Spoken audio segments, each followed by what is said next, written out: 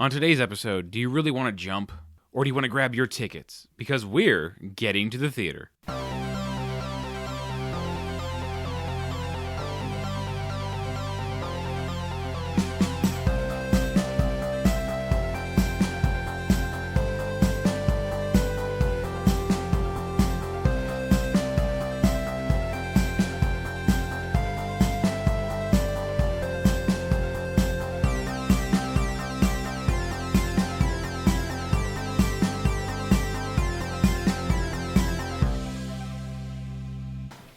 Hi, everybody. I'm Adam. I'm Erica. I'm Corey. I'm Jeremy. On today's episode, we are talking about Lethal Weapon from 1987, directed by Richard Donner. A lot of people might know him as the director of all 4 Lethal Weapon films and The Goonies, which I think is Erica's favorite movie. It's one of my favorite movies. I love directed Goonies. The Goonies? He directed The Goonies. He also directed Superman 1 and 2 With Christopher Reeves. Oh, wow. He directed The Omen.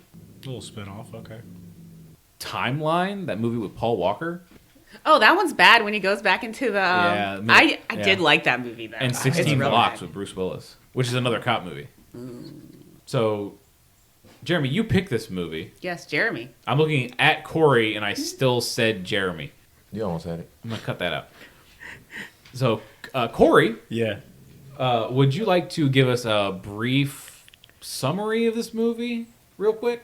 Like a brief summary? Yeah. Sure. So pretty much, you have Mel Gibson, who is Riggs. Mm-hmm. You got Danny Glover, who is Murtaugh. And it starts off with, or should I like just... No, just give like the basic essence of what this movie is. Oh, you've got this cop who's down on his luck. And then you've got him getting placed with Murtaugh, who hasn't had a partner. And so they're having that struggle. From when you're starting, you're thinking it's just like a simple movie going forward. But then the girl that dies in the beginning, I don't want to... I feel like I'm explaining too much. No.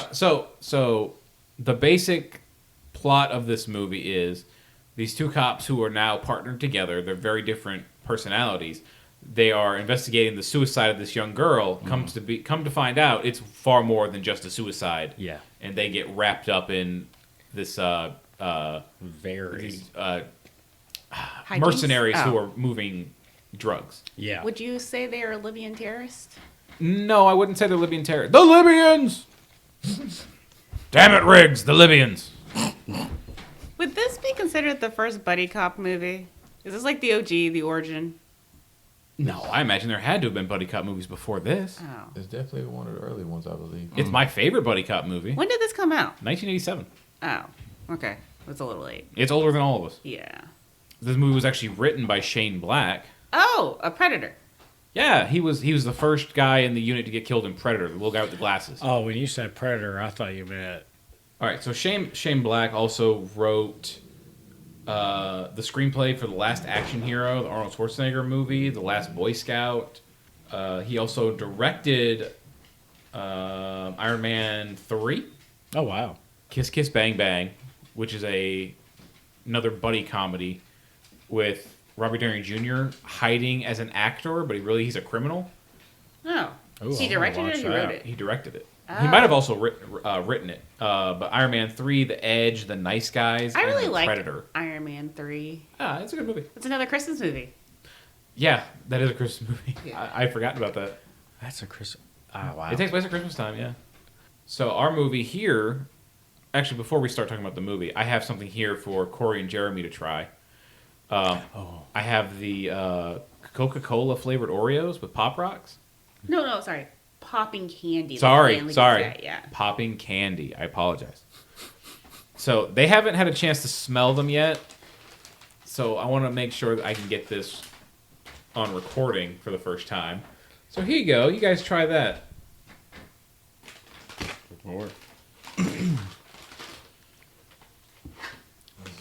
I just want to say, it tastes like something you probably have had before. An Oreo? No. Oh, it definitely doesn't taste like an Oreo. No.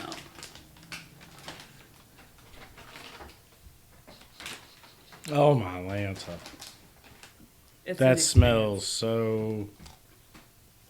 almost like Coke. The good kind. The fun kind. No, I'm just- What you feeling, Jeremy? What's his face? Ooh, Jeremy's looking perplexed. Yeah. Make sure we get those pop rocks. Sorry, popping candy in the mic. Something's popping. Oh, wow.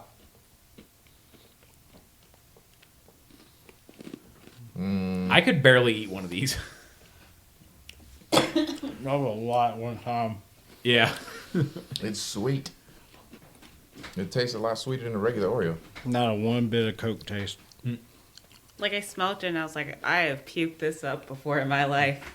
It tastes like what chocolate candy, not chocolate, but chocolate flavored candy wants to taste like. So like a Tootsie Roll? No, because that's chocolate.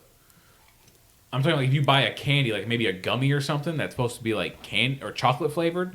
That's what that smell and tasted like to me. Like a chocolate flavored Dum Dum. Sure, yeah, more like that. That was a. Inexperience. I'm glad Coke Oreo decided to try that. Yeah, So they wasn't can that a just- good idea? Maybe they can go out of business. That's the real lethal weapon here, is those cookies. Because they almost put me down. That 100% was a lethal weapon. Yeah, I will That not was eat tough. a pack of these. No. I can't go after one. No, There's no. one and done. I could barely get the one down. They were so fucking gross. He kept like moving him over to me. I was like, please move that over. I was like, here, try it. Because we both took a sip of the Coke. The Coke was Not great. bad, but it wasn't as bad as these cookies. It's not as bad as that. No, but it's still not great. It's got more of that candy chocolate Oh, smell. I'll hate that worse then. It's And it bad. had like a weird milky taste to it. It was, I don't like the popping candy in there. Jeremy looks like he's traumatized. Yeah, it's like, when you're combining things you shouldn't combine. Yeah. They shouldn't have combined these three things. One of the people let their child think of an idea. Yeah, they were like, hey. I haven't shown you attention in a while. Maybe this will get your mom off my back. Damn. Shout outs to Coca-Cola and Oreo. We like both of those, but not Together. Yeah. So I'm glad you guys had to experience that for the first time here. I'm gonna be honest with you. I'm glad I did too, because now I don't have to experience it anymore. Yeah, you didn't have to spend your money on it. I bought it for you. Oh, I would not have. Trust me, I'd have waited for somebody to buy those. Oh yeah. No, I saw it and I was like, I know this is gonna be fucking disgusting. I need to try it. Now I got to. Oh yeah. So back to our movie, Lethal Weapon. Oh yeah. This movie opens up with the pan over the city. It's nighttime. We're seeing a lot of L.A. A lot of jazz in the background. It's like one of those nostalgic. Yeah. I love the saxophone in this movie. It- Love it. That takes it back to like a old cop style or noir style thing. Yeah, like it reminded me of those TikTok videos where they're like reminding you of like the 80s and they just have like those weird jazz interludes and I'm like, wow, this is intense. It's just it's such a good sound. It is, Saxophone is. but it's such a dated Yeah. tune. Like No. it immediately drops you into the 80s. Yeah. Oh, as soon as Yeah. that sax starts playing, I can feel the 80s vibes of this movie. I can't remember what show I've watched or if it was a movie, but it's like that. It's like the. Like the saxophone, like that typical It's it's Miami night. Vice. Yeah, like that nighttime, I mean, that's what it does. I'm not even going to try to recreate it because I'll fuck it up. But the music, there's this one score in this movie that is used for like 5 or 6 different scenes. Mm-hmm. It's at the beginning when Amanda Hunsaker jumps. It's one where Danny Glover calls his wife. It just gets used throughout the entire film, and they use it in all 4 of these films. their signature sound. Yeah, it's just so perfect. It's just so 80s. But we are flying over the city, and it comes starts flying like into the window of this skyscraper, and there's a lady there who is doing coke. You can see like the big pile on the table, and she decides to get up and go to the balcony. Oh yeah, show that she can defy gravity. Oh, she's about to. But like when she pops out, it's like She's high as a kite. Oh yeah. tits out everywhere. And I was like, girl, put on a bra at least. And then Nah. I was like, I paused and I was like, you know what? Let it. No, I don't want to die with my bra on either. I don't want to be trapped in there Yeah, forever. it's like if I gotta go, let me go with my tits out as well. You know what? Let the world see it. Yeah.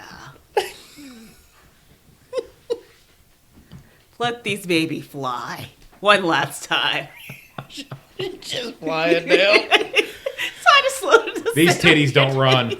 They soar.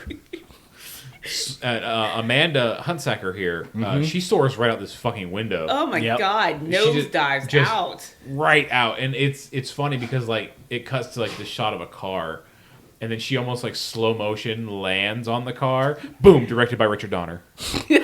Such a great introduction to the director, because during this whole flyover of the city and the Couldn't going do into it the then. apartment, it's just the credits, like the writers, the producers, all that.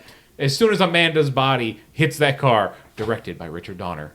But I like how like the car kind of like cups her too. It's like a nice little like cocoon for her to like lay in. Just get cozy, get Yeah. comfortable on top of this Oldsmobile. You got a free coffin. Yeah. Yeah, basically. Also, I hope that car had like insurance on it or something. Otherwise, We can only hope. It's Oh, yeah. total. It's total.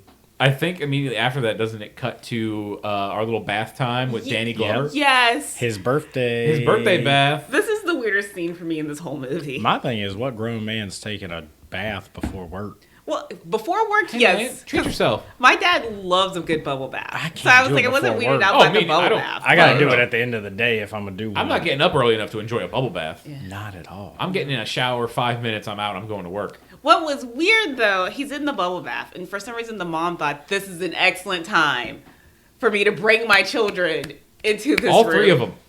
It's so weird. Welcome. My dick's out. Yes. Yeah, I personally kind of felt a little conflicted about that scene, because depending on how much water you have in that bathtub, it floats. There was no bubbles, like, Yeah, and there was a no lot of bubbles. ports.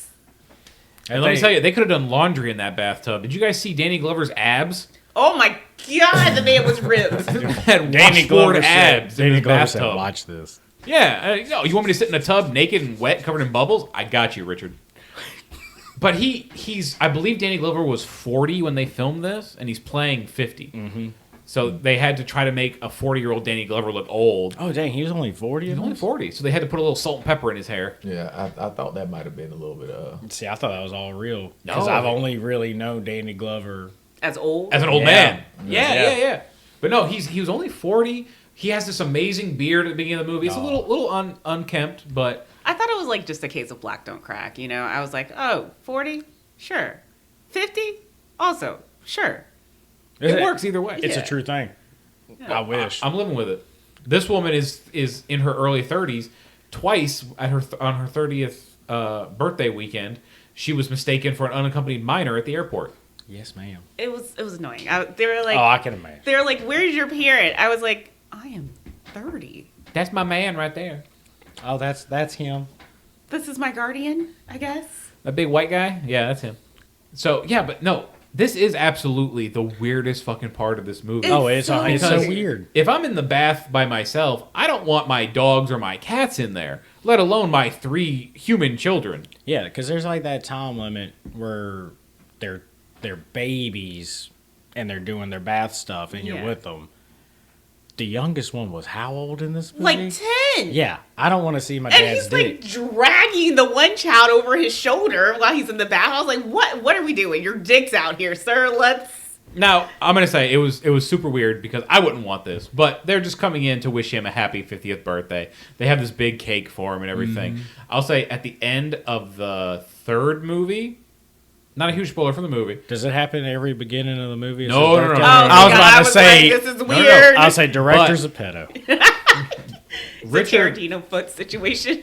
Richard just likes to see Danny Glover naked in a bathtub. It's a fair thing. In the 2nd movie, he gets him on a toilet. He wants to see that mamba. Yeah, but in the 3rd movie, they kick the kids out, and Danny Glover drags the wife into the bathtub with him. At least he's smart. And you said that's the 4th one? In the 3rd one, but so that's how we meet.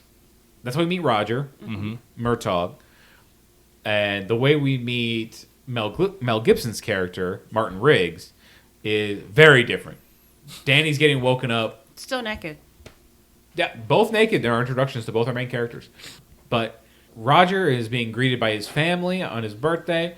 It's very sweet. Martin is waking up alone with a hangover in his beachfront trailer property with his dog, which I believe the dog's name is Max.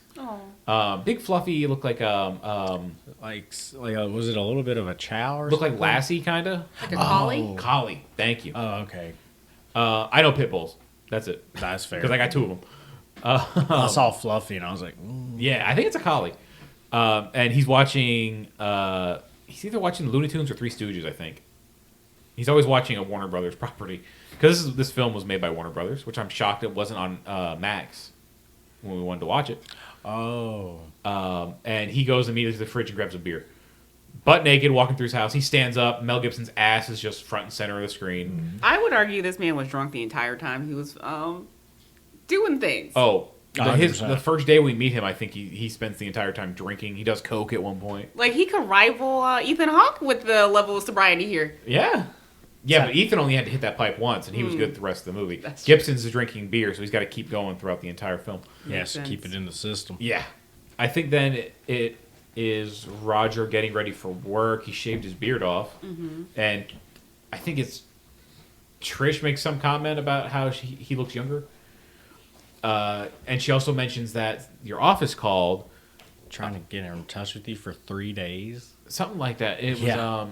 Was it Michael Huntsacker was trying to get in touch with him, played by Tom Atkins. I remember him from he's the main character from Halloween 3 Season of the Witch. Oh, I didn't watch that one. Yeah, the man's been in 100 movies. I'll take your word for it. And yeah, and Glover is like, Huntsacker? I have not talked to Michael Huntsacker in 12 years. They were in Vietnam together. We learned later in the movie. I had to keep reminding myself that this was the 80s. So I was like, damn, Vietnam, that's forever ago. And then I'm like, oh, wait, this is 87. Wait a second, it wasn't that far away. And Vietnam ended in like, what, 73, 74? Around there. So yeah. Really? It ended in the 70s. Oh, yeah. wow. That shit went on for over a decade, I think. Was it Vietnam or was it Korea that went on that long? I think it was, I assume it was Vietnam. It might be Vietnam, you might be right. Now, did you guys watch the extended version of this movie? Because there's a scene that we didn't see in the version we watched last night. I didn't even think about looking for an extended. Okay, so I don't know any other scenes except for this one that wasn't in this version. But basically, we have the Riggs goes to the Christmas tree farm. You saw that part? Yeah. There was another scene where he gets a call about an active shooter at a schoolyard. Oh. Yeah. So I don't remember. It happens before he and Roger meet. So it's somewhere near the beginning of the movie. So he gets the call. He hears the call on the radio. He responds. When he gets there, police are trying to drag people out because the sniper is up in a second or third story window just shooting down a schoolyard. Oh my god. Yeah. So they're dragging them outside? They're dragging them out of the line of fire. Oh, okay. I know what you're talking about. I was like, ooh. Yeah, they're dragging them out of the way. And Riggs, being the suicidal type, he just walks right in to the schoolyard because he asked them, like, what's the shooter doing? Like, is he actually taking is he taking precise shots, or is he just firing kind of erratically? And they tell him, he's just kind of firing all over the place. So it gives Riggs the idea of this guy isn't. He's not actually like aiming. He's just shooting. So he just walks right in. There's a couple cops that are down. I don't remember if they show any dead kids. Probably not. Well, it was 87. It's not like it's a common thing like it is nowadays. Yeah, but they still probably weren't showing dead kids. I'll have to go back and rewatch it. But he has just his Beretta, and the guy is shooting down at him and just shooting around him. What was he, like, aiming like a stormtrooper? He's just pulling the trigger, so yes. Only stormtroopers have that precise of aim. And Mel Gibson, after the guy takes some shots and doesn't touch Mel Gibson has a line of, "Come on, man, you gonna shoot me or you just do kids?" And then the guy comes up to take more shots at him, and when he pops back up, Mel Gibson shoots him. I think this is on my DVD copy, but it's not in the version we rented last night on Google. But other than that, I don't know if there's any other stark differences in the film. Oh, but it's just another scene of showing that this man's not afraid to die. Yeah, he is legit And he's a really good suicidal. shot. And he's a really good shot. He tells Roger later in the film that the only thing he was ever good at was killing. I'm not gonna lie. I wasn't big on this movie's portrayal of suicidal tendencies. As No? a person that dealt with it, it rang as they're trying to make it feel like to be suicidal is to be crazy. instead of depressed, and they're not the same. I think it was more that the department didn't know if he was crazy. Because they were talking about... But, like, they also played him as also being a little crazy. Well, I mean, It's that's also a movie from the 80s. Yeah. But, I mean, that might also be... Yeah, we made a lot more strides in mental health over time. Like, we're still, we're still working towards understanding it more. But obviously back then, they would just label it however they labeled it. And they did show the scene where he was crying over the... Yeah, that was the only part where I was like, Yeah. this feels real. So you definitely do get a touch of he is depressed. Yeah, but the other bits, I was like, this isn't I always great. contributed that to his character's background in Special Forces, too.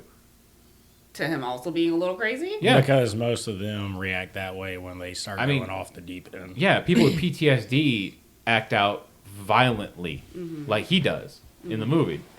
So, I mean, I just attributed it to not only his depression, but also his military history coming together in a beautiful storm of madness. Yeah, there was a lot going on. Yeah, For him. I mean, it's definitely like my father was suicidal for most of my childhood. He did not act like this man, but this man is fictional in a movie, an action movie. So, and he's also supposed to be the badass one. He's the guy that's got the special forces training. He's the one who mentions that he's the only thing he was ever good at was killing people, and now he's going after dangerous people on the street. So, I mean, it kind of just comes together, and the department can't tell if he's just trying to get pension by pretending to be crazy or if it's actually his depression from his dead wife. But then also, it's like, they know this man has a lot going on. Why wouldn't they just put him on, let him get his pension? Because he was a male back in the 80s. Yeah. Toxic masculinity is probably out of play here, but it's like are enough like so many people getting this pension for like insanity that. And veterans are still struggling to get the money that they're I was like, It it's like it's so many people that they're willing to just like, hey, no, he's faking it. Yep. Okay, well, simple answer to your question. Why are they letting him... Out in the streets, honestly, this out man in the should not be a streets? cop. You're right. 100%. But the simple answer to that question, and I think I've said this on multiple episodes, if they didn't, the movie wouldn't happen. Yeah. If we put too much logic into it, we're not going to have a movie here. This movie would have been over as soon as his wife died. Honestly, this movie should have been over pretty quickly. Like, even if they kept him on the force for reasons, the rest of the movie shouldn't have happened because they should have been put on administrative leave immediately. I mean, as soon as he pulls the stunt in the Christmas tree farm. Yeah. But Roll credits at that point. right. Is it Danny Glover shows up to the hotel where Amanda died? Well, let's go back to the kitchen where this man completely wastes that cup of orange juice. He spends all that time trying to pour it, takes one sip of it, and hands it back to his wife. Like, sir, what are we doing? They could afford orange juice back in the day. It wasn't expensive like it is now. Oh my A couple God. cents. She's like, it's not like it's Minute Maid. I got this. This is the cheap shit. Oh my God. Also, I didn't realize this until last night watching, and I've seen this movie a lot.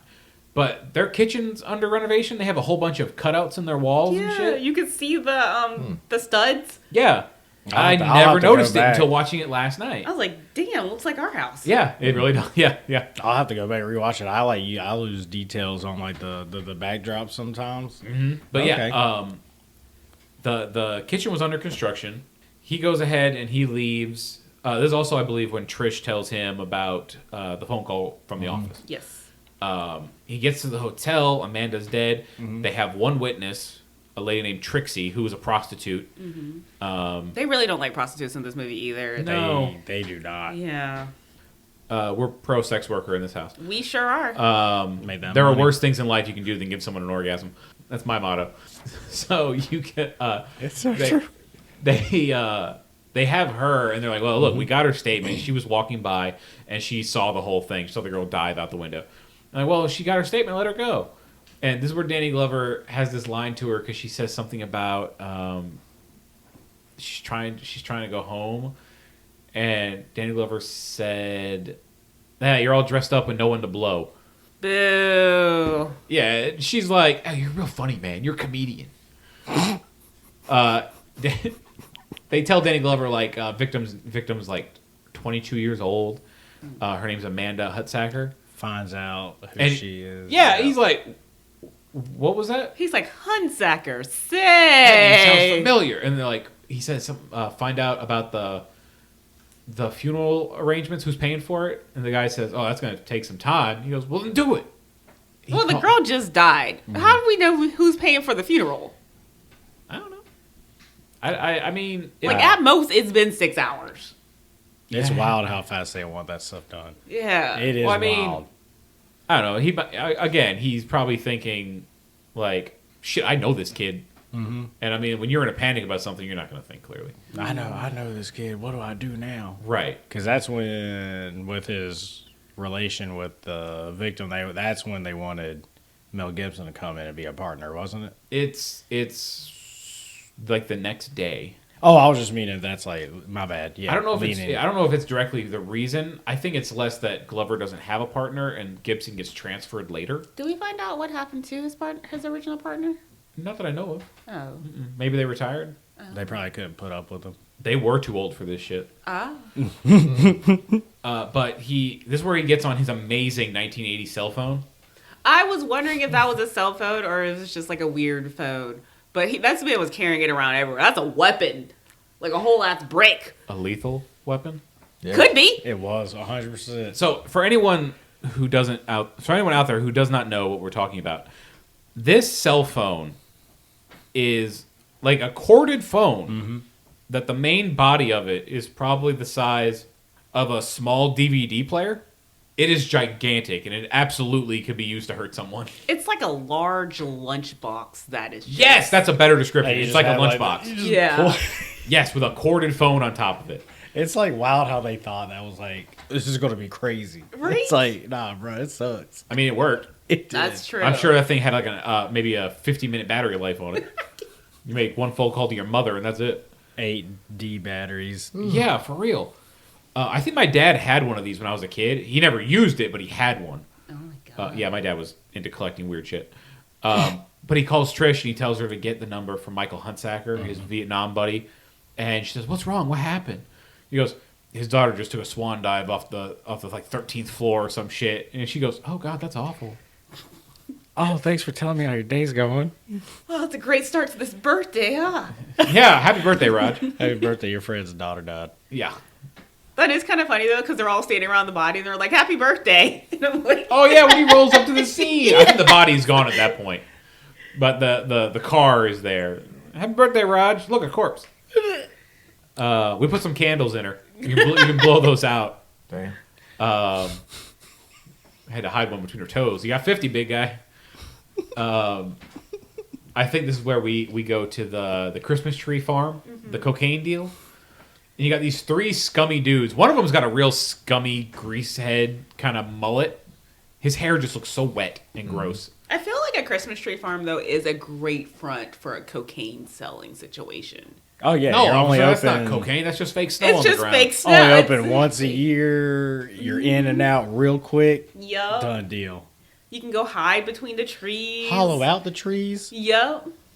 And- Brilliant. Not that we're giving advice, but You want a mattress store is what you want. I'm about to open up a Christmas tree stand.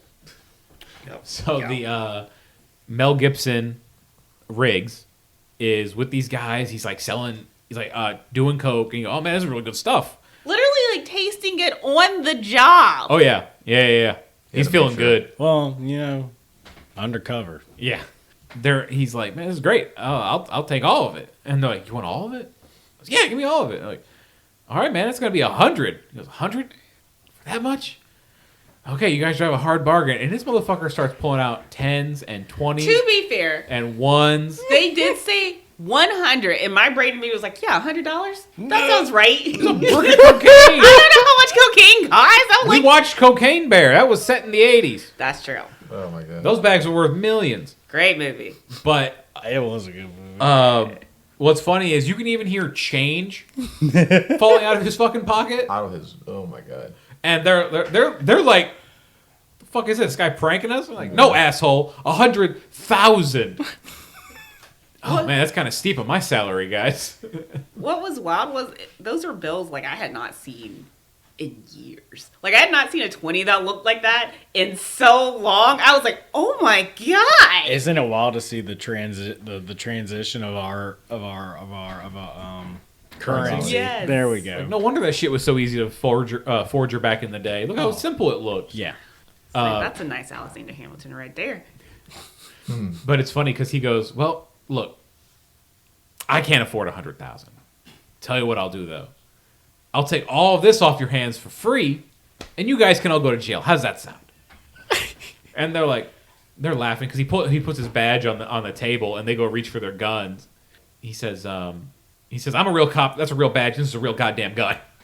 He's like so. They picked the best person, like Mel Gibson, for this role because he is just. He's got that wiry look. When Mel he Gibson, gets crazy, you are 100% right. He is perfect for this character. he's like Probably the anti-Semitism that's running through him. Yeah. It might be. I like to think that was 20 years ago, and he's not that shitty anymore. But I haven't heard anything good or bad because I love these movies. It's okay to like someone's performance. You don't have to like the person because I love all four of these movies. That's fair.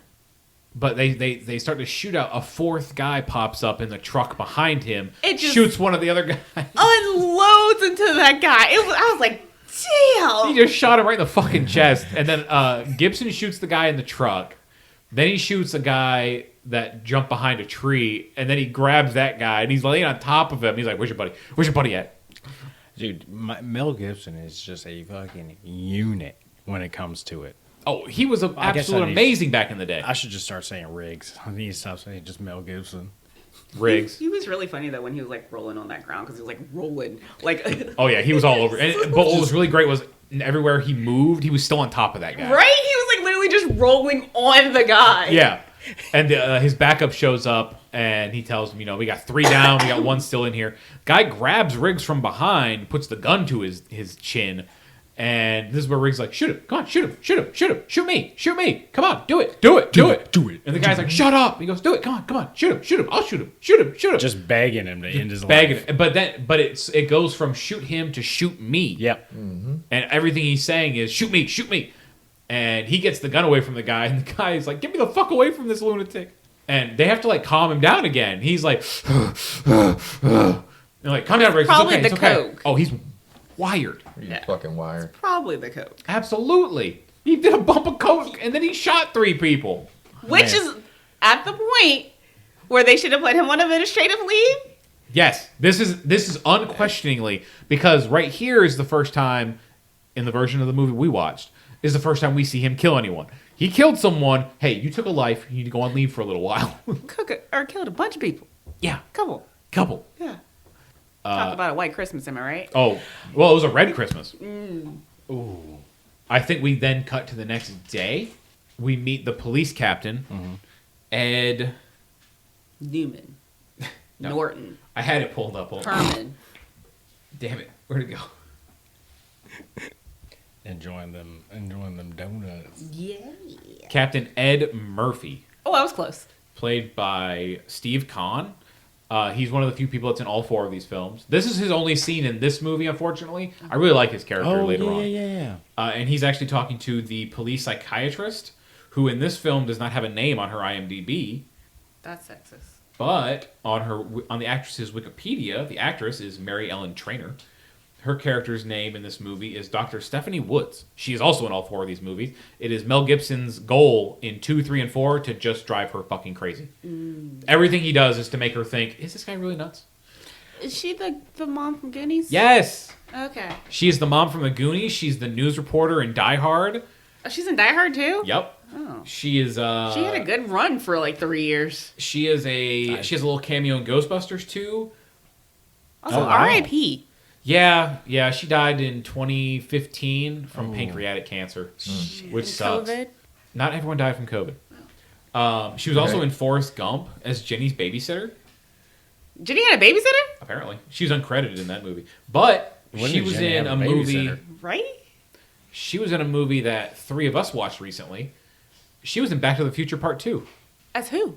She's one of the 2 cops that bring Jennifer home. Oh, those cops were hot. Yeah. Wow. So they're talking about basically, hey, look, Riggs is crazy. He should not be working. He's going to either kill himself or kill someone else. And Which he does. He does that a lot. Oh, yeah, I was going to say, well, we're too late for that one. But Captain Murphy is like, look, if he kills himself, you were right. And he's like, Jesus! See, that's basically what he says. Welcome to the 80s with men. They're like, look, what we're going to do is we're just transferring him to this police precinct. Raj is in his office, and there's another cop in there whose name I don't remember.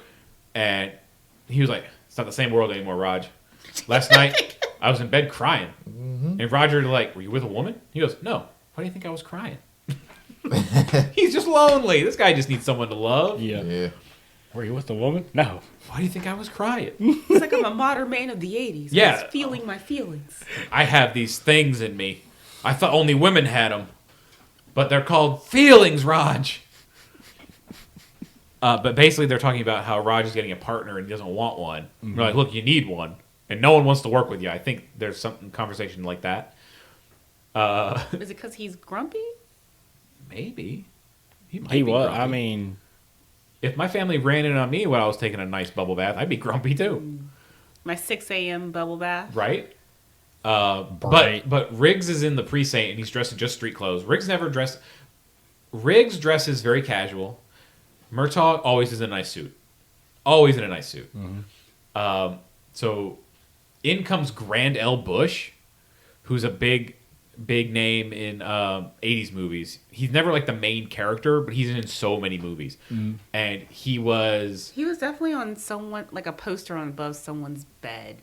Like, it looks like someone my mom would be attractive to back in the 80s. Like, he is my mom's type. nice. Yeah. He was in Demolition Man. Never seen it. He was in Maniac Cop 3 with Robert Davi. Who? Robert Davi. Robert Davi. I'm thinking of Dobby from Harry Potter. No, not Davi. Davi. He was also in one of Timothy Dalton's James Bond films. I want to say License to Kill with Robert Davi. And he was one of the 2 FBI agents from Die Hard, Johnson & Johnson. One was Grand L. Bush, and the other one, you guessed it, was Robert Davi. So they were this just guy's hanging got out. a street. They were just hanging out, man. They were just chilling. Who's Robert Davi? Look him up. You might recognize his pit-filled face from another movie you like called The Goonies. How many? Oh my god, Goonies? is he the bad guy? He's the one brother that breaks out of prison at the beginning. Yeah. Oh. That's Robert Davi. The other one's Joey Pants. How many connected Goonies characters are going to be? Yes. I tell you what, it's like, yeah, we're going to just take the whole cast, bring them on over. If you look really carefully, actually, the guy who tortures Mel Gibson, 16. that was actually Josh Brolin from The Goonies. Is it really? No! Oh, I was Making a joke. I was going to say, I was like, good for him. because Like, I mean, when he was getting tortured, I was like, I got to think back. That man was also in Die Hard, though. Okay. They're all connected. Josh Brolin was like 16 in Goonies. Yeah, he was a little baby. Yeah. Yeah.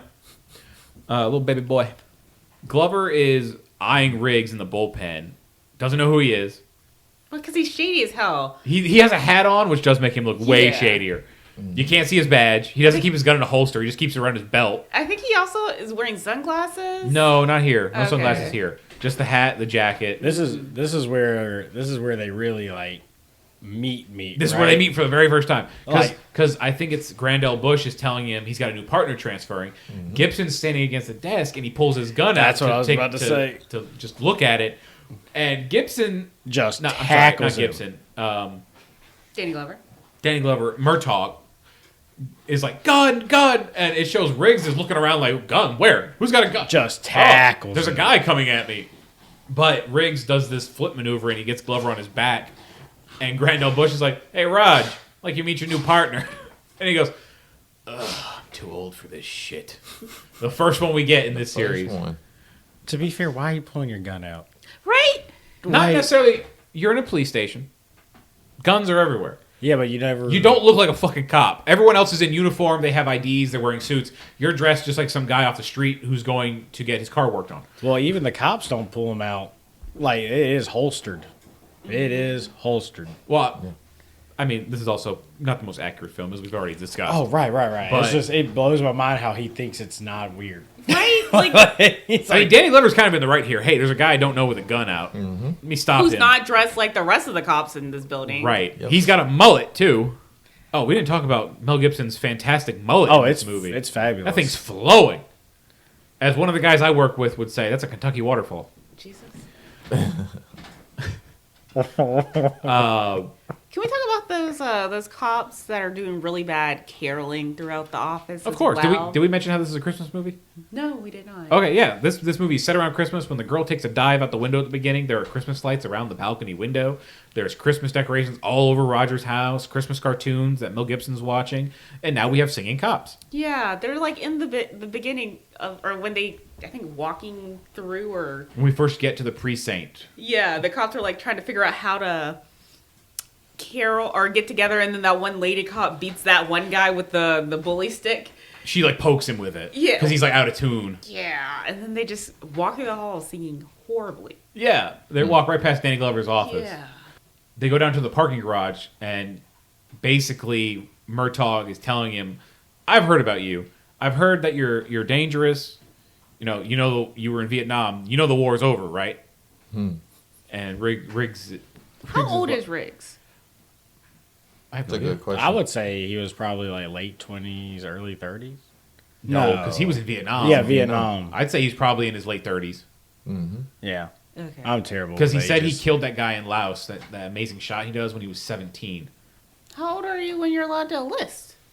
My nephew enlisted at 17. Yeah, I think you can. Yeah, once you Oh, they're become. really trying to get those. But I think you have to turn 18 before you can actually go in. But this was the 1960s that he would have been in when they were drafting people, so it might have been lower. Might have been. Or it might just be lower. And this is basically where Danny Glover tells him, like, they're actually asking about each other's guns. You can get like special requests from your parents at like, I think 16. Oh, okay. I can't remember the age. We had a guy that was 17 when I went into basic. Oh my god. Which is crazy because legally to buy a pistol you have to be 21.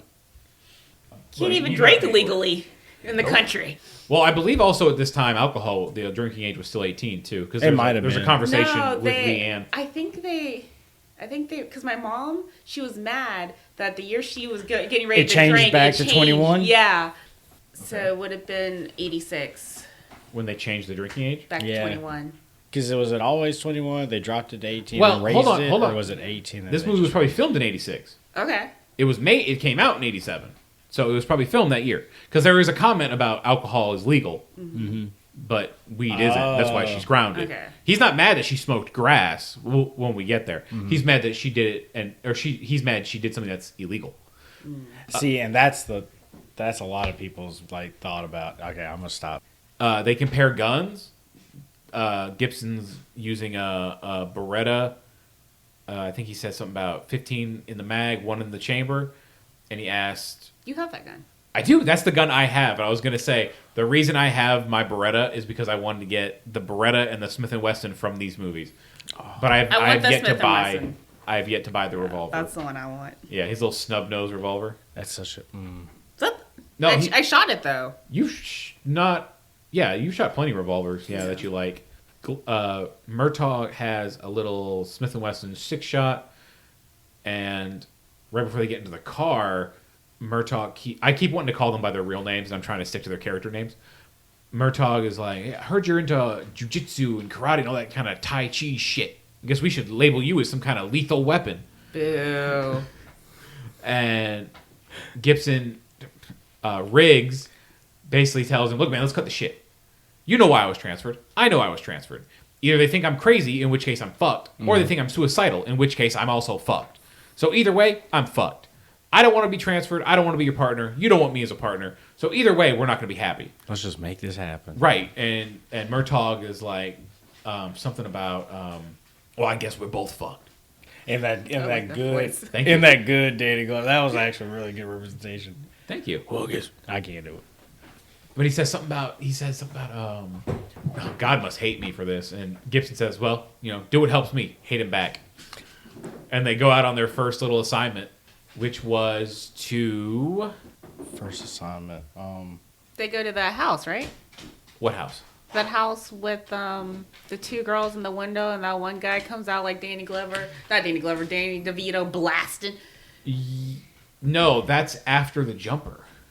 Oh, is that not the first assignment? I don't know. Is the jumper the first one? No, they go talk to Michael. They go talk Oh, to okay. Michael the jumper, Hunsaker at the bank. And He's like, you gotta find who did it, Roger. you gotta kill him! And he's You shouting gotta- this in an open bank. And people are like looking like, the fuck is he talking about? I wonder why he wants everybody Screaming dead. that shit. You Right. gotta kill Screaming him. it. But he also mentions here that her toxicology report came back. There was Drano in the drug she was doing. She got poison. So had she not jumped, she would have been dead anyway. Yeah. How Why do do you you not know you're taking Drano? Well, how do you spike cocaine with Drano? Aren't you not like, hey, They this could've- cocaine's a little wet? They might have like dried it or something like that. Okay. That's what I'm wondering. I don't know the chemical side of it, or they might have I gotten. think he said Drano. Did he say drain cleaner? He might have said drain cleaner. I think it was some Okay. kind of powdered drain cleaner, not like the liquid. Something that It is, looks- Oh, it is, okay. it is something that if you ingest it, it's going to kill you. the Ajax? green- yes, that's what I was thinking. Ajax, like the little powder that you can. Okay. But yeah, okay. so there's drain cleaner. They're in these drugs. So no matter what, she would have been dead. Yeah, she just took the less painful route. Right, but she didn't know she was going to die. She just jumped because she was fucking Gone. wired. yes. So I can't imagine that. Roger asks him, "Why did you try to call me 3 days ago?"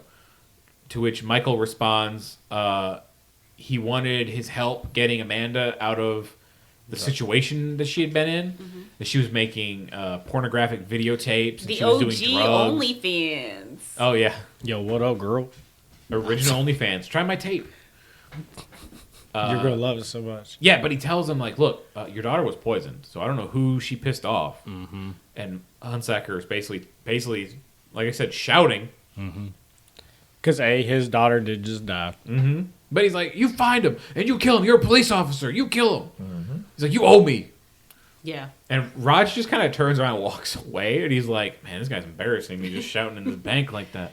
Like, I'm going to get out of this awkward situation. Like, Yeah. ooh. And they go out and they have one of the things I have always wanted to try, a damn hot dog cart. Yes, like an old school, like you just see You never it. been to a hot dog cart?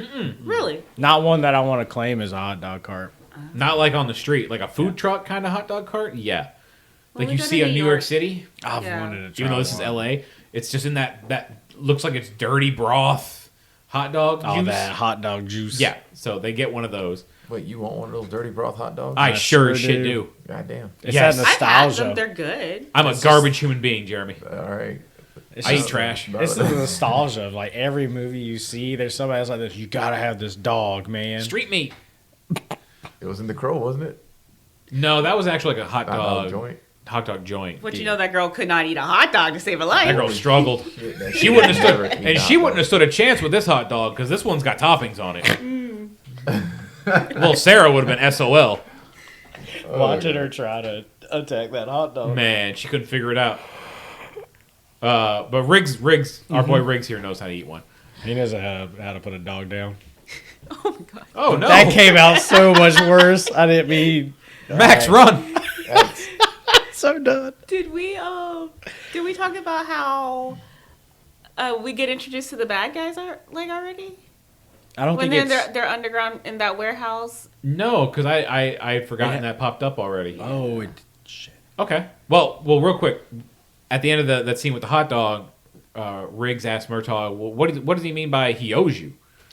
And he says, when they were in Vietnam together, he took a Got bayonet in the lung for him. Jesus. And Riggs is like, "That was a nice thing for him to do."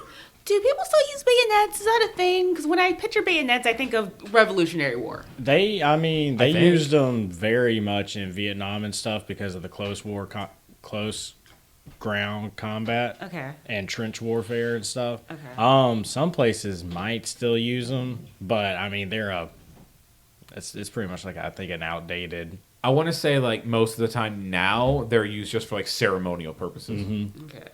Yeah. Because you're really not trying to have that kind of that combat anymore. Nah, you're not getting that close. We're using drones and shit. Mm-hmm. We're gonna send some rigs after you. I would be fine with that. That is somebody that, you know what, if we can't help him, Just let him get it out his own way. Sir, they're not that effective. How do we get these rigs to really kick into action? Kill their wives. Jesus.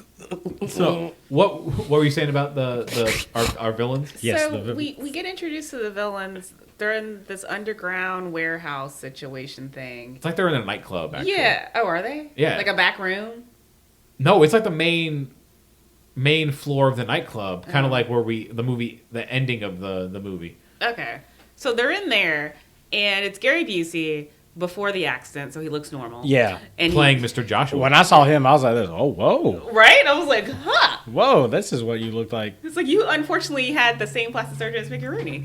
No, Mickey Rooney went to a bad doctor. Gary met a curb. He got hit by a driver when he was riding his motorcycle. The year after this movie came out. And he was not wearing a helmet. Wow. He suffered permanent brain damage, which sucks. But he's there, and they're like, the guy's like, hey, Gary Busey, give me your arm. And then just holds that lighter over it for some reason. So they're meeting a man. And the guy's like, hey, what are you doing? And I'm like, why didn't you burn that guy? Why are you burning your stooge? Well, these are the guys who are running the drugs. They're led by General McAllister and his right-hand man, Mr. Joshua. And the guy who's there to see them doesn't trust them because they're just mercenaries. He's like, mercenaries are just paid to do what or just only do what they're doing because So they're if paid. anybody's got more money, they'll switch sides. Right, and McAllister, very, very calm, with his turtlenecks, in every scene he's in wearing a turtleneck. It's cold. It's December. I don't give a fuck. General McAllister... He probably's got a dickie on it, and that's not even a real turtleneck. It's not even a He just I would love that. I want to buy one just to have one. Mr. Joshua, prepare my dickie.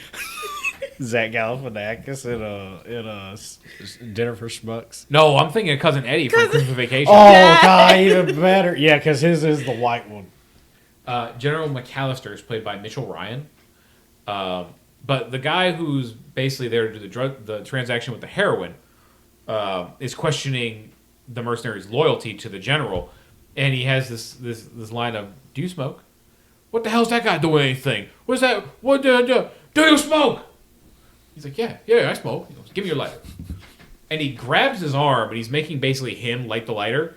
And they have him in this position where they have his arm pinned under weird theirs. Backwards hug. Yeah, and there's two other guys holding this drug transporter, and Mr. Joshua, your arm, please. And Mr. Joshua just puts the light under his arm. He's roasting his forearm, and he's basically just flinching a little bit. And the guy's like, "Oh man, this is disgusting." Just show it. Yeah, I'm done. Yeah, I'm done, tough.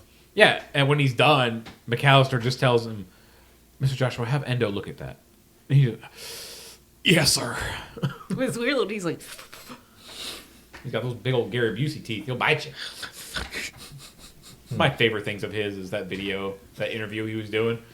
And I'm like, "Oh, do you buy honey?" "I don't buy honey." He's like, "I bring it home and I kiss it on the lips." I love it. Let's talk about sausage. Summer sausage. It's such a funny fucking video. Fucking Gary Busey. Man. Yeah, man, he was one of the greats. He really was. he could have had a good career. I mean, he did after this. He was still in a lot of movies after this. He just sadly was. It just sadly his brain went faster than the rest of him. He tells them that the shipment will be Friday night, and they're like, "We don't want any kind of interruptions. That's when the drugs are going to be here." I think this is where we get to our jumper. We're all Oh looking yes, at IMDb. yes. Oh, This guy. Because they hear it on the radio when they're leaving, talking to Tom Atkins' character, Michael Hunt's actor. Because they get the call on the radio, and Gibson asks what the car is. He's got the hot dog in his hand. And when they get there, he says something about, I'll go talk to him. Guy up on a ledge. Best person to go talk to is Suicide Jumper. Suicidal guy. Suicidal guy. He goes up to the roof, and he's basically like, hey man, you okay? And the guy's like, "Don't touch me! Get away from me! Don't touch me! I'll jump! I'm not hurting anyone!" I'm just gonna jump!" And I'm like, "Okay, calm down, guys. It's like, we get it. We see it. You're up here, obviously." No, I love the fact that Riggs goes out onto the ledge. He goes, "I'm just gonna come out there and talk to you. I'm just gonna talk to you." The whole time, like, he's like, "That's fine. I'm going to be out here." It's like, just what are you doing? And Murtaugh is down there watching, and he just very quietly to himself, no, don't go on the ledge. Don't do that. It makes you really wonder why Murtaugh was like, yeah, you go on up there. He's like this. He said he was a trained. He was trained in. Negotiations? Is it negotiation? I think so. Okay, yeah, but he was trained to talk someone down, and in a way, he does talk this guy down. Yeah. Talk is a weird way to phrase that. Well, he gets him down. He physically talks to him. Against his will, if we're being honest. Hey, oh, he wanted to jump. He said he wanted to jump. But Riggs is up there, and he goes, "Look, man, I'm just going to talk to you. I know things are rough around the holiday. I get it." And the guy's like, "You don't know shit." He's got this crying inflection. Everything he says. Like, don't touch me. I'll jump. I hate that, like, whining Yes. scream. It is one of my things. Like, no. It's like, shut up. Yeah, Like, but immediately. he offers him a cigarette. He puts it down on the little ledge between them. He goes, "Hey, here you go, man. Yeah, here, I'll light that for you." And when he goes to light it, you can see Riggs with his other hand behind his back, and he handcuffs them together. He goes, "Look, see that? Look, here are the keys." He throws the keys off the building, and he goes, "Look, now, if you want to jump, that's fine, but you're going to be killing a cop. You don't want to do that. Let's go back inside." The guy's like, "No, I want to jump. I'm going to stay here." And Riggs grabs him, and he gets that crazy again. It's fine. You want to jump? You really want to jump? Let's go. We'll go together. Then we're going to fucking jump. And he just goes. It's like, thank God the fire department was really down there working, because... No, but I mean, he did good though. He kept the guy distracted long enough for them to get that Without that noticing. pad Yeah. inflated, because that was not there when they first walk up on the scene. Oh, no. So that guy, for the most part, when he's up there talking to the guy is looking at Riggs. He's keeping him away from everything else. Right. So he gets him distracted long enough for them to set up that, I don't know what you call that, a crash pad. Yeah, Yep. I guess. So And they then jump. they arrest the guy. Oh, but it's great though. He's like, "Get me away from this lunatic! Help me! Uncuff me from this guy!" And Gibson's Well- like, "You want to go again?" Apparently, I don't know if it's changed or not. Like, attempted suicide is a crime. Well, yeah, because I've it's heard attempted that. murder Yeah. of yourself. It's my birthday and I'll murder myself. But I if think they want just, to. send you on a grippy sock vacation. Oh, yeah. I don't think there ain't no jail time. Yeah. No, I imagine they just send you to a hospital. Because for a that would while. just be like this. All right, you want to kill yourself? Well, then go do it. I mean, unless you cause like massive damage to something. But if you're just up on a building like this guy is, threatening to jump and kill yourself, he's not hurting anyone technically. So I imagine they wouldn't put him in jail. No, I was just saying that's like the arrest. I was like, yeah, technically. They're not arresting him. They're detaining him for his own safety. And Gibson tells him, like, "I want those cuffs back. They're mine." Murtaugh walks up to him and he's like, "Get over here. Come on." He is wet Get over for this it. entire remaining scene. He is Just so dripping. wet in this movie. Yeah. Like, this man is... Sweating. It's December, assumably, in California, Yeah. and like their high around there is like high 60s. I guarantee it was probably summer when they were filming. Oh, absolutely. I wouldn't be surprised one bit. But he's like, "Get over here." And they go into this little shop, and he goes, "Are you really crazy? Do you want to kill yourself?" He goes, "What, man? I got him down." I go, "Answer the question." Dude, I love. Hold on, I was about to say Danny Glover's just all of his impersonations, like in movies. Like, he is a really phenomenal actor. Oh, I love Danny Glover. And when I think of Danny God. Glover, I always think of this. See, I think of that movie Switchback. I think it's called Switchback, where he's a serial killer, which I'd never seen before. I kid you not, Angels in the Outfield. I think that's where I've seen him from. And where Oh I- my That was God, my that that was was my him. original Danny Glover. Wow. With Wow, man, I with forgot about that one. with what's Yeah. his name? Christopher Lloyd, I think, is an angel in that movie. Him, but the kid, the main kid. I don't remember. He's Is that the kid from Sandlot? no. He's all grown up now. It's not Elijah Wood, is it? Don John, and all that. Or not Don. Damn. Joseph Gordon-Levitt? Yeah, Yes. There you go. Joseph He's the Gordon- kid in the Yeah. in not Field of Dreams. Angels in the Outfield. That's him? Yeah. I gotta look that up. But sorry, yeah, not to get off topic. These No, guys you're should be in movies forever. Oh my god, it is him. Mm-hmm. Danny Glover was really going off in that scene because he really just got his first taste of, all right, something's wrong. Yeah, with he knows guy. this guy is Yeah, really at wrong. first he had only been hearing hearsay and rumors and stuff like that, but now he just got his first taste. The guy just jumped off a building, Yep.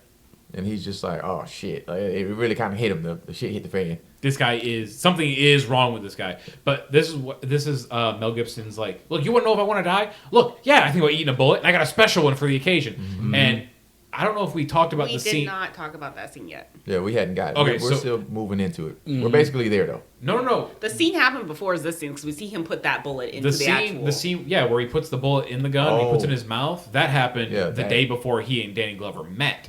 We totally missed it, but he's basically sitting in his trailer looking at the picture of his wife. We mentioned it, though. We mentioned when it. Erica was We talking absolutely about the portrayal of Yeah, and I think Corey mentioned it when he has that breakdown in that moment. But he puts the hollow point bullet in the gun, and he puts it to his chin, and he puts it in his mouth, and he's crying, and he's like snotting, and he just can't do it. To Looney Tunes, like that was a moment. He's sitting there, picture of his wife in his lap, Looney Tunes Christmas cartoon playing on the TV, and I'm like, yeah, we've been there. That's not how I want to go out. I don't want to go out watching Bugs Bunny and Christmas Carol. But that he shows Roger that bullet in this moment, and he tells him he got that special bullet back, right? It does. Yes, Okay. yes, it does. And he tells him that I have this for a special occasion. It's a hollow point. That way, it blows the back of my head off. Do I know I did the job right? And Is that a thing? hollow point bullets? Yeah, they're made to like explode in the body. They Okay. expand, To do more damage? so they don't exit. They just do all the damage inside. So there's no real. It's the hardest. Like they make it so it's hard to come back from. Oh, okay. And then doesn't Murdaugh, I don't remember if he takes his own gun or if Yeah. he takes Riggs' gun. He's just like, go ahead, do it. Yeah, you want to eat a bullet? Yeah. Put this in your mouth. Yeah. It's like, stop talking When I about it. heard Do that, it. I was just like this. Let's not say it that way. Put it in your mouth. Oh no, he tells him. He goes, no, don't be a pussy about it. Don't put it to your head. Put it in your mouth. I know. I just. But Riggs also told him, he goes, the reason I don't do it is because of the job. He wakes up every day, and that's the reason not to do it, is being a cop. Explains why he's such a shitty cop. He's not great. He's good at killing people, though. So Yeah. Glover has the gun. Gibson's got his finger around the trigger. We're doing this quick shots back and forth between their eyes, the trigger, the hammer of the gun. Who's gonna Everyone's squeeze? sweating and wet. And he pulls the trigger, and if Danny Glover hadn't stuck his thumb behind the hammer of the gun, Mel Gibson would have blown his brains out right here. The only thing that saved him was that fucking finger getting in the way. Right. And Murtaugh is like, you're not trying to get a psycho pension. You really are crazy. And Mel Gibson just goes, I'm hungry. I'm going to get something to eat. And he walks out, and this Glover calls the therapist. They're on a bridge, and she's Mel Gibson's just sitting on the back of the trunk, just munching eating on some fries. fries. Yeah, munching on a little bag of fries. Like nothing. Yeah, like nothing happened. He's asking her basically, like, is this guy really crazy? And she says something like, look, he might break at any point. He's going to take anyone around him with him. That's what they think. That's what they think. And at which point, we should have been like, maybe we should put this man on administrative leave and take his guns. Definitely take the gun away. First thing. Oh no, I'm gonna give him a second one. I'm going to give him a little, one of those little toy guns. I'm giving him that backup right on the ankle. Trump's America, I tell you what. Yeah. There's not enough guns. Yeah. So I think this is where they are going up to the hills to investigate Amanda Hudsacker's meal ticket. So like basically like her pimp, kind of. And they roll up to this big, beautiful house. Is this where they find out there was another girl in the room with her? Not yet. That's coming up. Okay. And they're like, look, we're going to need a warrant. We can't really get in. Gate opens. Some girl comes out on a moped. Hey, guys, go on in. Have fun. Have fun. That's Like, what you well, know. We've been invited. We don't need a warrant. I'll tell you right now. If like in my mind, if I was a detective and cop and all of that for years, and they're like this, yeah, come on in, it's no big deal, and I see why I'm going there, I already know I got the person. Yep. Like I already know. Right location. You've just confirmed it, man. Thank you. You're telling me security's so high, but there's so many drugged out people. You just come on in, gotcha. But it's Yeah, really but- funny because they're walking around like, look, if you see anything, if anything pops off, you shoot him in the leg. Don't kill him. We'll arrest him. Okay? He goes, yeah, no, I got it. This Oh. scene might be my favorite dating Glover Is moment. this the one with the? This is where they jump in the pool. Dave DeVito shows up. Okay. Huh? Yeah, when the guy just shows out and just starts blasting. Oh, yeah. I got what you're saying. I was very, very confused by that. But they're like, man, this place is really nice. You think we'll find anything here? And I'm like, well, I think that's probable cause. and there's two girls weighing out a big mound of cocaine. Are they like weighing it out? Because like I was looking at it, I was like, damn, her head is very close to that pal. I thought they were weighing it out. No, I thought they were snorting it. Because I thought there was a scale there. It's probably both. Could be. It was probably both. And they flash their guns and their badge, and the girls are like, oh shit. And this guy comes out, like Erica said, like Danny DeVito. Like he literally comes out of nowhere and just like jumps in front with his little gun and just starts blasting everybody. So anyway, I started blasting.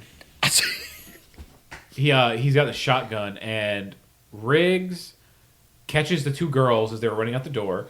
Murtaugh shoots the guy in the leg. And then he like brags to... He's like, look, see what I did there? Clean, easy, shot him in the leg. He's alive. He can still talk to us. Yeah. And when Riggs goes to pick him up and put him in handcuffs, the guy pulls out a smaller gun, and Riggs gets this great look on his face real quick to Danny Glover, like, see what I fucking told you? Should have killed this guy. And then they, I believe it's Murtaugh shoots him into the pool, and he lands in that plastic pool cover, which is absolutely a terrifying way to die. Oh. Being wrapped in plastic underwater. Don't worry, I got a story. Horrifying. Oh. That's not good. Oh, no. I didn't die, but... Obviously. Otherwise, we might be having this conversation a little differently here. For my soul. No. So they try to grab him out of the water, and he's dead. Yep. After they handcuff those poor girls to this tree. Oh, yeah, he handcuffed him around a tree. And they come up out of the water, and Murtaugh says to him, you ever meet anybody you didn't kill? To which Riggs responds with, I haven't killed you yet. And Murtaugh says, yeah, don't do me any favors. Haven't killed you yet. Yeah. And then this is where they roll over to Murtaugh's house for dinner? They have to... They're getting ready to leave the crime scene. Mm-hmm. Like, they're wearing dry clothes now, and Riggs is watching a game. Oh, yeah, because he's in those gray sweatpants. I'm like, mm-hmm. Wow. Gray sweatpants, any era. Doing it for you? A little bit. Let's see what you got. Yeah. And this is actually where Murtaugh thanks him. He's like, you saved my life. And Riggs like, man, that must have hurt to say, huh? You have no fucking idea. And then they roll up to his house. Mm-hmm. Yeah. The three small children come running out the front door to greet him, and two of them just run down the street. Right? I love the one girl. They weren't his kids. They weren't his kids, but it's dark out, and they're just like, you two go home. It's like, someone should be walking those children home. They're under the age of 10. Oh, dude, the no, 80s, back then. You know, it's prime kidnapping children era. I mean, running them down the street as a kid, I used to do that shit too. It was, Yeah, it but was like, we used to, it's but dark out. I had to be That's back my thing. by... The sun is not out. Yeah. By the time the lights came on. Yeah, when the street lights came on, That's I was fair. supposed to be in the house. Which sucked during the winter because it was like, damn, I got to be home by like 4. Oh, yeah, those lights come on so early. Take a light bulb out. I didn't see that light come on. I lost it. It must be broken. The city must not be paying their bill. Mom, Yeah, you man, know nobody's what? watching those kids. No. None. Oh, no, not at all. Well, they're probably like, they're at the cop's house. It's fine. Yeah, but they're leaving the cop's house now. Maybe we used to say that. They probably live right next door. Yeah, Hopefully. that's hopefully. But, I like the daughter. Is he a crook? oh yeah, the little girl. It's like Daddy, is that a crook? No, that's my partner. That's Officer Roger. No, damn it, Martin Riggs. Yeah, I brought a crook to dinner. We're gonna change his life right now. Yep. He walks in, you can kind of see the family life a little bit more. His son is like watching TV with a friend. He goes, Nick, hello. Get your leg off the arm of the couch. The daughter, is it Rianne? Mm-hmm. Yeah, she comes downstairs and is immediately smitten by Riggs. She's like, ooh, who's this beautiful human being? 35-year-old man. Yeah, calm down, little girl. Little girl being the key. Yeah, because she's like 16, 17. It's like, calm down. Oh, she's 18, I think. She has that comment that she's 18, I believe. Oh, gotta put it out there. Mm-hmm. She's like this. Just so you know. I'm 18. Wink. Yikes. But they're having dinner, and apparently when they wrote the screenplay, they're like, well, what do black people do at dinner? The kids rap. And it was the most embarrassing rapping situation I've ever seen. I was like cringing the entire time. I was like, ooh, girl. The son starts beatboxing, and I almost said the littlest, the smallest girl starts to rap, and then Danny Glover gets in on it.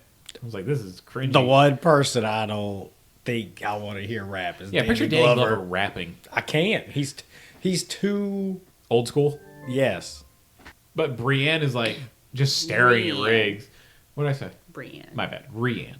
The Trish asked her to go get to the dessert, and they're like, Trish or Brienne.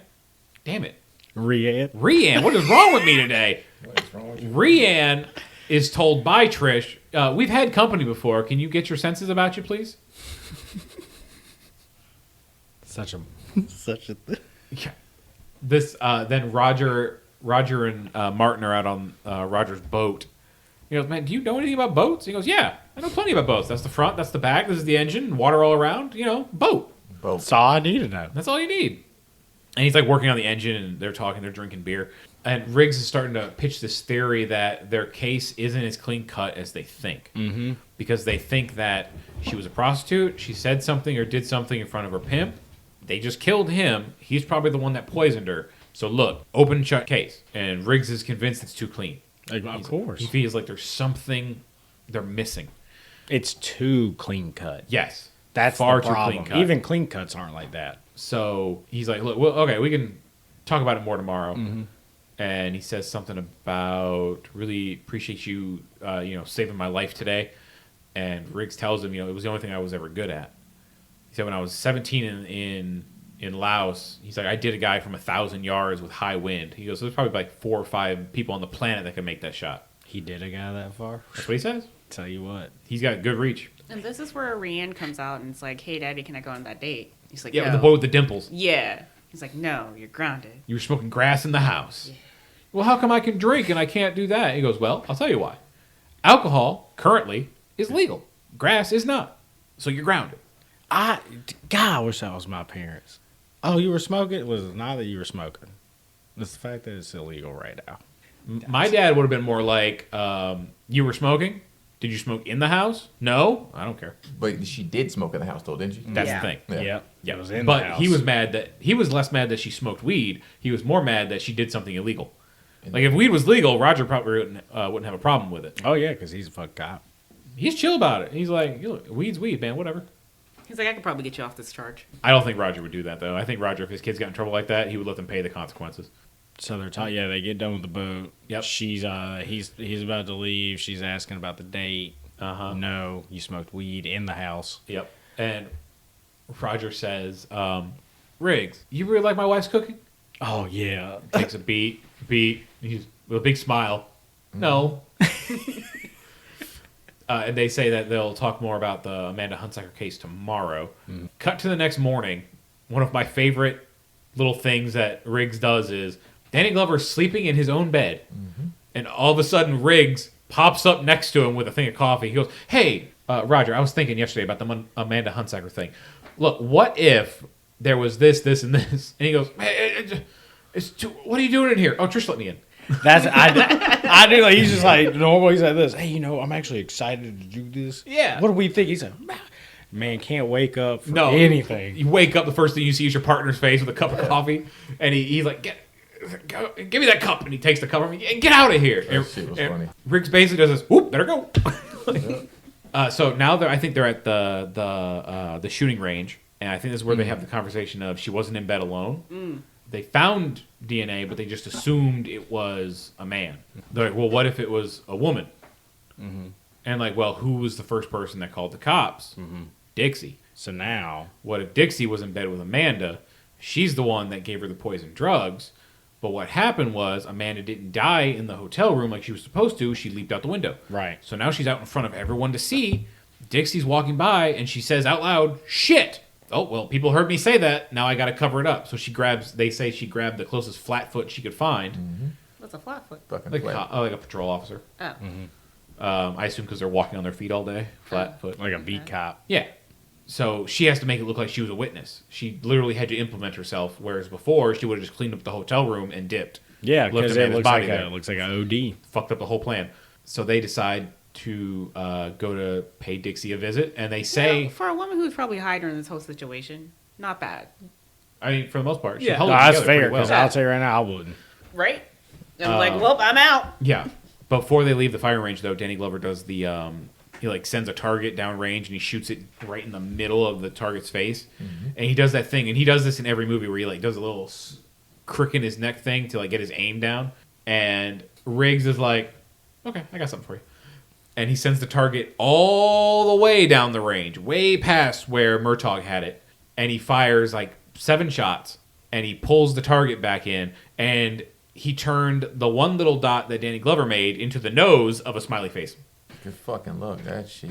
But I love that. I know. It's just one of those little things. moment of comedy. Like, we're talking about a girl being murdered just a minute ago. Yeah. Let's throw in a little bit of humor. Let me measure myself real quick beside you. Yeah. They did that scene. I was like, bullshit.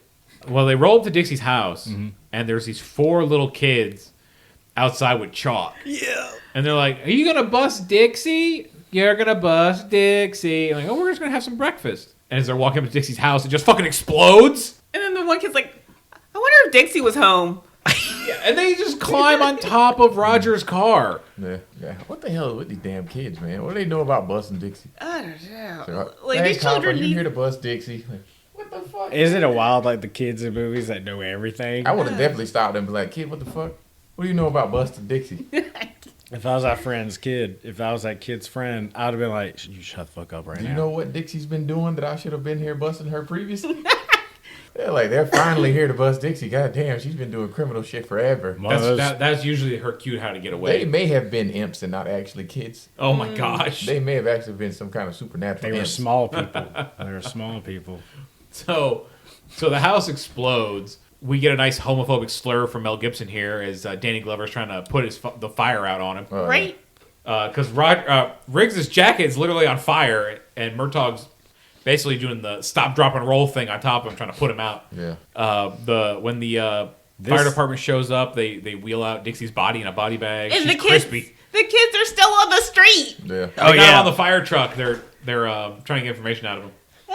I do love that. He's like this. My mom said I should never trust the cops. And I was like, It's man. L.A., man. Well, it just cracked me up because like usually there's like a race thing behind it, especially like right now. But it's so funny because the kid's talking to Danny Glover. He's like, I can't trust you. Well, I mean, he's a black guy. He's a cop, but that makes him a scab. Well, that's what I was reading. And then we could buy you ice cream. But Well- like when I was watching, I was like, "Where are these kids' parents?" Because Lord knows I'm not talking to a cop without my mama right there. Like, I mean, if there was an explosion on the street, my mom would be dragging me by the back of my neck into the house. Oh, that's 100%. But when after they get the fire put out and everything, Riggs finds a mercury detonation switch on the side of the house, and he says, "This is real good work, Raj.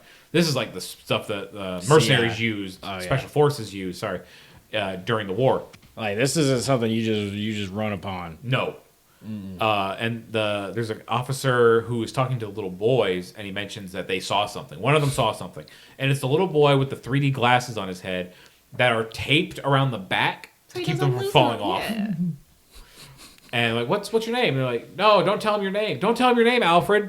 That one kid can't hold water to save I his love that life. shit. No, because he like snitches on Alfred like what 3 times? Yes. It's such a little kid thing. Yeah. Don't tell him your name, Jeremy. Great. And they ask him like, well, what did you see? I saw a man looking at the house. He was hiding under the porch because the little boys were playing, and he happened to see the guy around the meter. You know, what did he look like?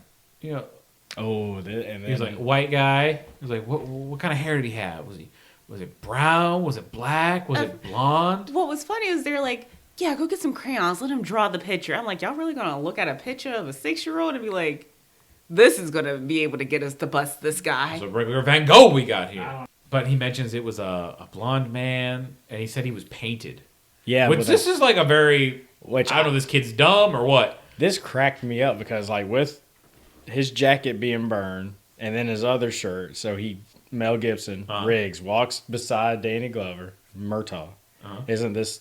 Yeah, this is it. Yeah. And he sees Because tattoo. Riggs' tattoo. Because Yeah. when he says he mentioned that it was a white guy with blonde hair, Riggs has the comment of, great, we should put an APB out on Big Bird. And he steps around Roger to the other side, and this is where the little boy sees Riggs' tattoo.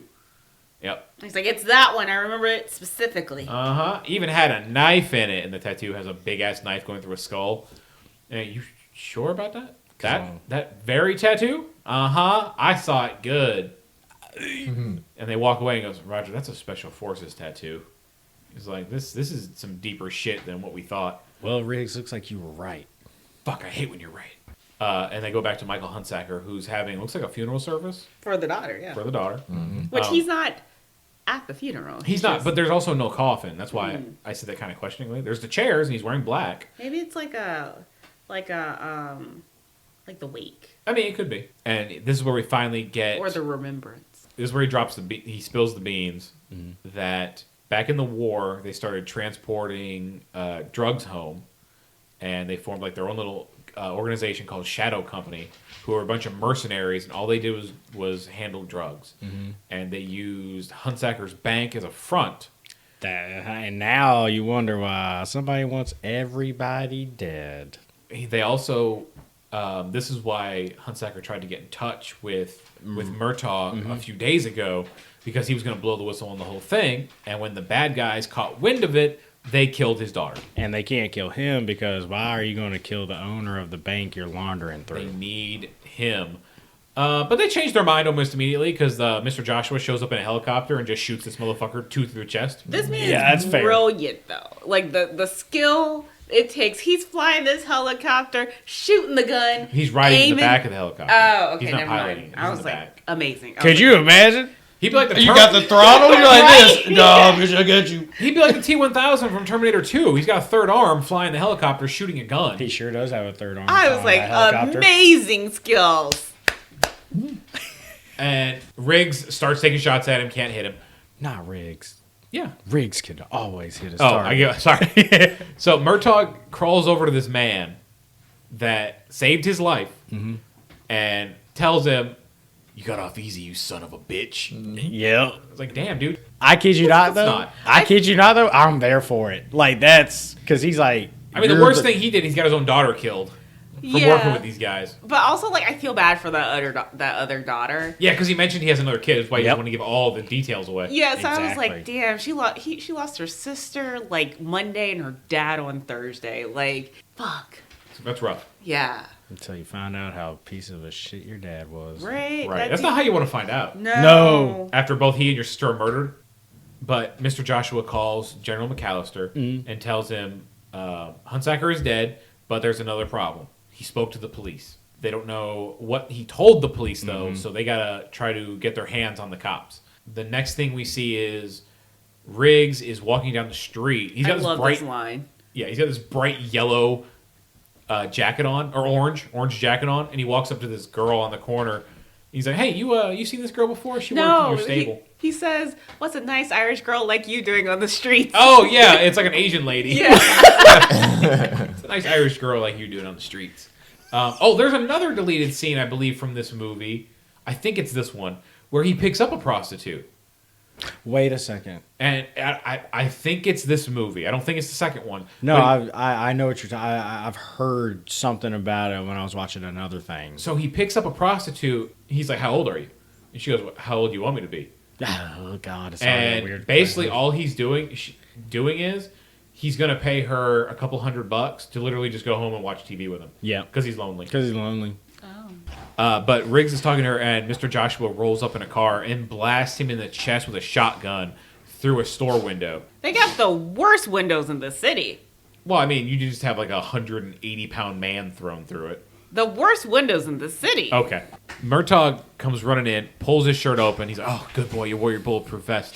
It's a good thing no one does headshots in this movie. Oh my God, it's like how Doc's lucky he didn't get hit in the head by the Libyans. Yes. Yes. Joshua calls McAllister and tells him, like, "Look, Officer Riggs is dead. We're good." And they start coming up with a plan. Riggs and Murtaugh, like, "All right, look, we have the advantage now." They think you're dead. The Libyans think you're dead now. Yes. Their plan is working. Roger the Libyans! I've been saying that shit all week. Just for random shit. Back to the Future, last episode. Go check it out. So they're like, "Look, we have the advantage now. They think I'm dead, so..." They won't see me coming. Exactly. I'll be like a ghost in the night. You're a ghost in the night. And Raj gets a call on the radio about a body was found.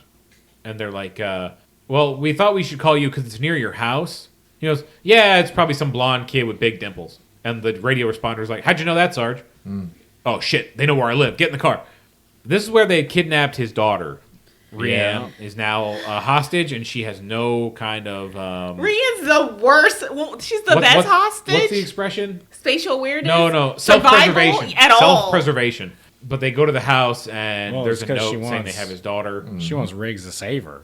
I mean, let's be honest. And he does. She wants that mullet. It was all a play on her. You see that mullet in a ponytail in the third movie. Ugh. Yeah. Ugh. Yeah. So the bad guys have his daughter. They call him and tell him, "Look, tomorrow you're going to meet us out in the dry lake." Let's circle back real fast to when they first walk into the house. They kick open the door. Guns drawn. Guns drawn. The children or the wife comes out. It's like, Roger, what's wrong? And she's like looking around. What is it? And she's like, tell me what's wrong. And the kids come out, and they still have the guns out. Yeah. And I'm like, Jesus Christ, women. Read the room. Yes. But also, they take a little too long to point their guns away from the wife. Right? And it's like, all right, look, that's clearly your wife. Let's lower the weapon, please. They weren't sure where, the enemy was. Like, they could have been up there with them. Right. They could have been anywhere in the house. So they really weren't sure. So they're just like, we got to keep these guns drawn because you never know when somebody just might pop out. Are you my wife or are you a skinwalker? Or it might have been a hostage situation with the wife and the kids, and that's when she came walking up like, Roger, what's going on? Yeah. Could have been. They could have had. The people could have been behind them, and it would have been a hostage situation. True. But we find out... we don't find out. We already know. But Mr. Joshua calls the police precinct, pretending to be a newspaper, saying something about, we have a report that a police officer was shot and killed earlier tonight. And the guy who was talking to Roger at the beginning of the movie mentions, Officer Martin Riggs was shot and killed in the line of duty. Who is this? He goes, oh, thank you. We'll send someone right out. And he hangs up the phone. Which is crazy. That I feel like that should have been I guess they wanted to spread their information. They realized maybe, hey, they were going to call. Let's go ahead and just put this little lie out. Yeah, they want to get that blurred But out I'm there. like, why in the world would you not ask first? Which newspaper are you with?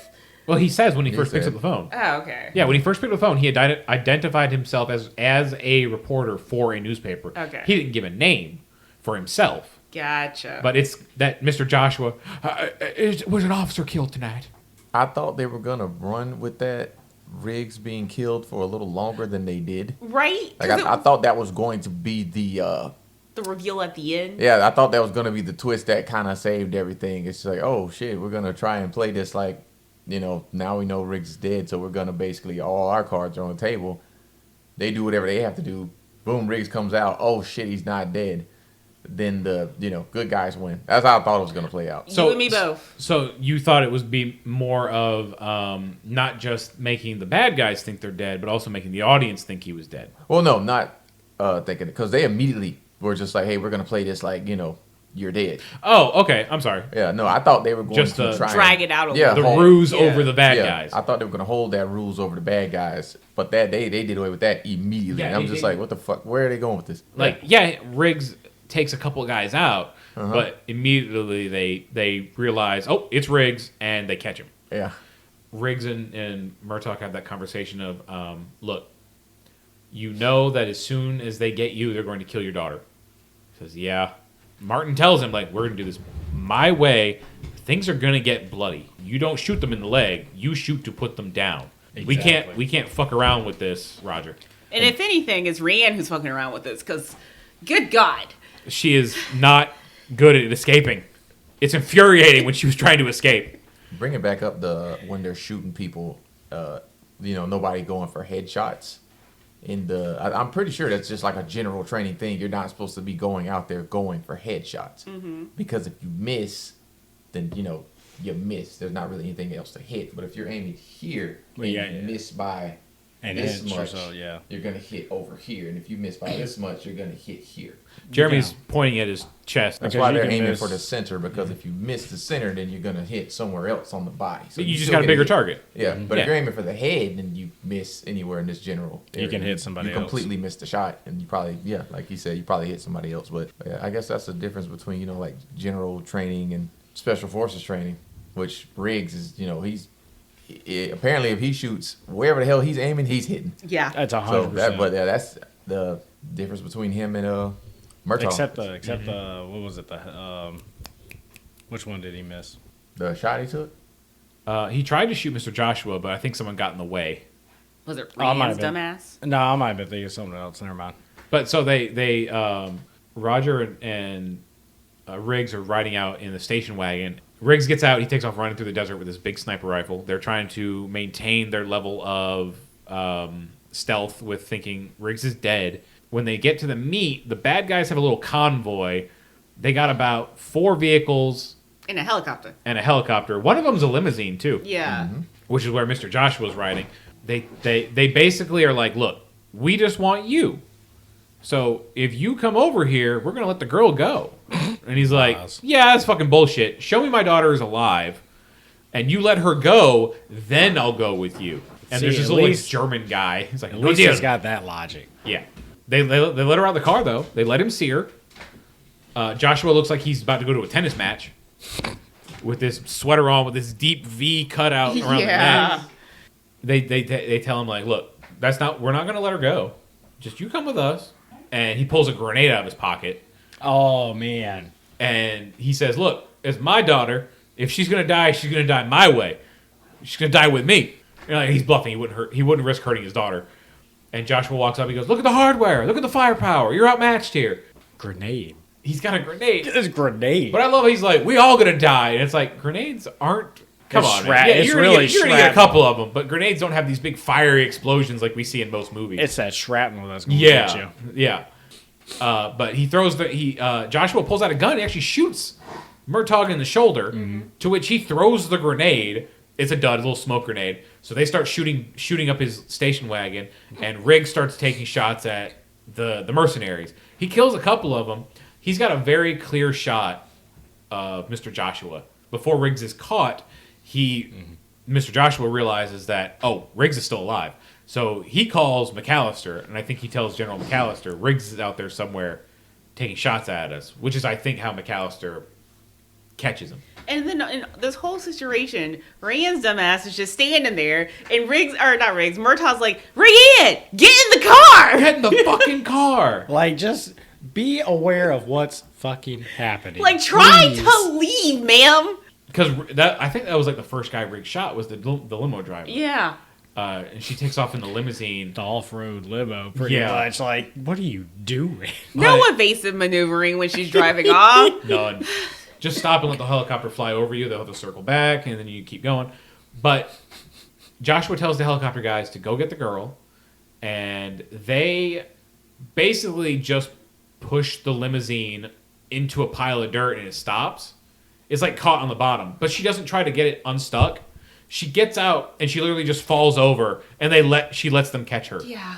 No self-preservation. Girl, get up and run. And she's just screaming the entire time. And There's just times where, like, when people are in those situations and they die, sadly, I'm like, could you have gotten out? I think you could have. You gotta right? try to I little think you harder. could have. She was panicking. Yeah. Hard. Panicking. And 18 she's, years what, old. 18? People are shooting. She's Uh-huh. 18.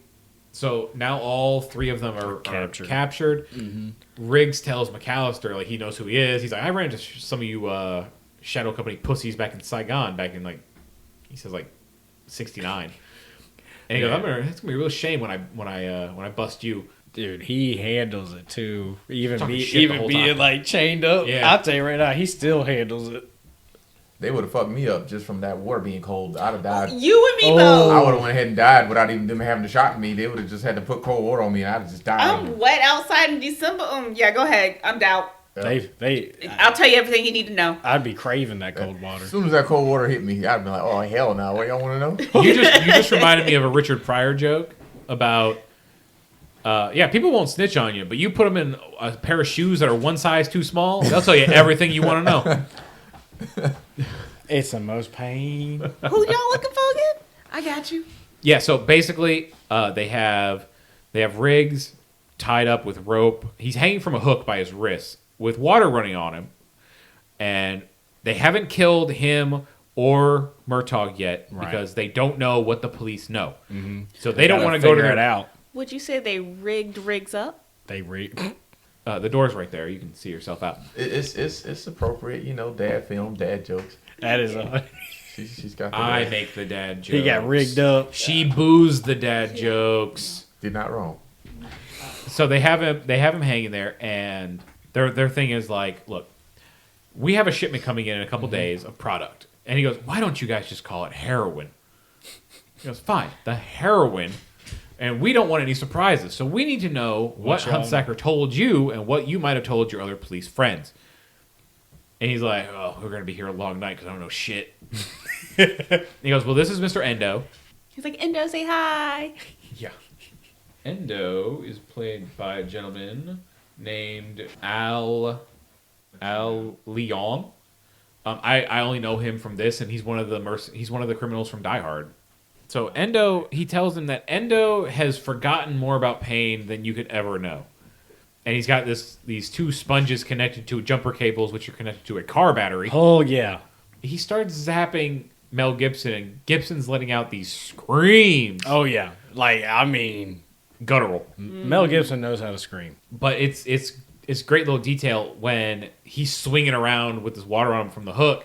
Mr. Joshua is pushing him back into the sponges, and he keeps pulling his hands back because he keeps getting zapped himself. Yeah. After a while, they're like, he doesn't know anything. Just go ahead and kill him. Make it quick. And while all this is happening, Roger is currently being tortured. Mm-hmm. They're just beating the shit out of him. Oh. And they're trying to get, what do you know? And he has a great insult of go spit while he's just dripping blood. They pour salt in his gunshot wound in his shoulder. They bring his daughter in. They're about to start torturing his daughter. Which is so sad because she's lost half her clothes. And I'm like, suddenly she's not wearing this pants or a shirt.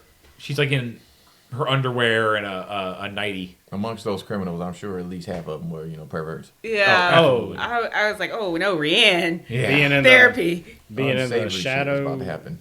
The Shadow Company or whatever. Yeah. I thought they were about to go far with that shit. I was like, I don't Man, know. it certainly seemed like it. Yeah. But McAllister has that real menacing. It's a good bad guy line. He tells Murtaugh, he's like, "Give it a break, son. There's no more heroes left in the world."